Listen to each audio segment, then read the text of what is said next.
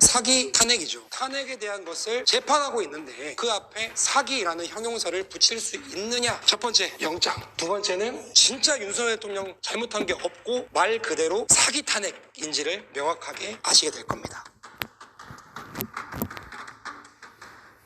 두 번째, 계엄령을 진행했다고 해서 대통령이 무조건 체포가 된 게 아닙니다. 왜? 계엄령은 대통령의 고유 권한이기 때문에. 그런데 민주당이 윤석열 대통령이 내란을 저질렀다고 하고 내란죄로 체포를 하고 탄핵을 시키려는 그 말도 안 되는 정당성을 어디서 찾을 수 있냐? 바로 국회의원들을 체포해라. 이게 핵심 포인트입니다. 그래서 이거를 밀고 나갔는데 한동훈이 이 얘기를 합니다. 한동훈을 체포하라는 지시가 있었고 결정적인 증거가 있었다. 그것이 바로 국정원 제1차장인 홍장원의 메모입니다. 이게 그 증거입니다. 첫 번째 장은 무슨 알아볼 수 없는 외계어잖아요. 저건 처음에 공개된 게 아니에요. 처음에 공개된 거는 굉장히 구체적입니다. 홍장원이 이렇게 얘기를 합니다. 자기가 이제 1차 메모를 적었고 자기 보좌관이 그걸 그대로 옮겨 적었다 라고 증언을 하는데, 이 법정에서 증거로 채택되려면은 원본 메모가 있어야 되거든요. 이 원본 메모는 버렸다라고 진술을 했어요. 근데 갑자기 증거 채택력이 떨어지니까 원본 메모라고 가져온 메모가 여러분들이 지금 웃고 있는 저 노란색 메모입니다. 이 노란색 메모가 뭐냐면은 한동훈 체포해라, 이재명 체포해라, 국회의원들 잡아들여라, 제2의 형상기억 종이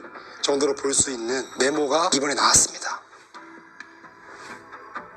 윤석열 대통령 탄핵 심판의 핵심 증거인 홍장원 메모지의 필체가 홍장원의 필체가 아닌 민주당 의원 박선원의 필체임이 공식적으로 드러났습니다. 이것뿐만 아니라 대통령으로부터 전화를 받았다 이거야. 당장 가가지고 한동훈 잡고 이재명 잡고 국회의원들 전부 잡아들여라. 본인이 직접 전화를 받고 그거를 메모를 했다고 해서 대한민국이 발칵 뒤집어졌습니다. 이건 빼도 박도 못하는 진짜 내란죄에 해당되는 거거든요. 애초에 윤석열 대통령이 지시를 했다라고 얘기를 했는데 그 다음날 말을 바꿉니다. 직접 그렇게 말한 건 아니다.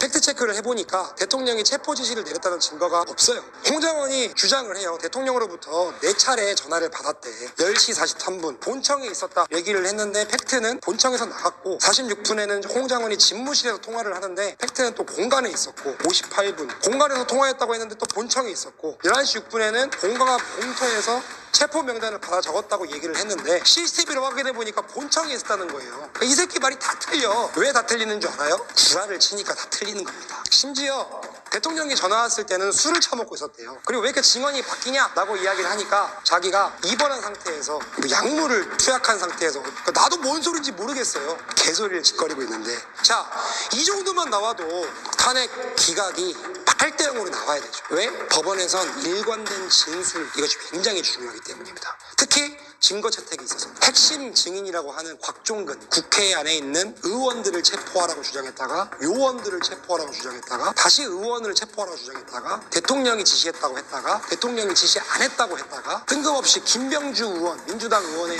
유튜브 나가서 헛소리를 하고 있다가 민주당 의원들이 이런 말도 안 되는 회유 정황도 있다가, 이 정도만 나와도 여러분 윤석열 대통령 탄핵은 8대 0이 나와야 되는데 사실 8대 0은 지구가 두 쪽 나도 일어나지 않을 겁니다. 왜? 아까 말했던 서부지법을 꽉 잡고 있는 우리법연구의 소속 판사들이 헌법재판소에 쫙 깔려있기 때문입니다. 8명의 재판관이에요. 이 중 4명은 없다고 봐야 돼.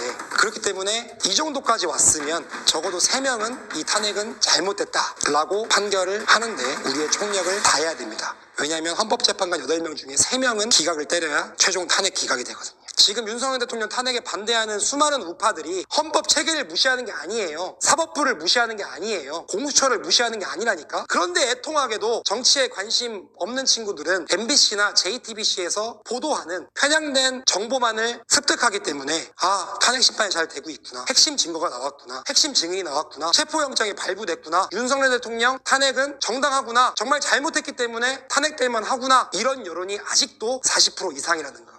본인들 친구들, 가족, 연인, SNS 할 것 없이 알려야 되는 게 대한민국 국민으로서의 의무이자 책무이고 인간으로서의 도리예요. 이걸 어떻게 비판을 안 하죠? 객관적인 사실을 전달해야 되는 MBC, JTBC 즉 공영방송 또한 말도 안 되는 정보만을 전달하고 있으니까 탄핵이라는 굉장히 중요한 사안에 절대 붙여서는 안 되는 사기라는 형용사를 붙이고 있다라는 사실을 여러분들이 꼭 명심했으면 좋겠는 마음에 오늘 이 방송을 시작했습니다.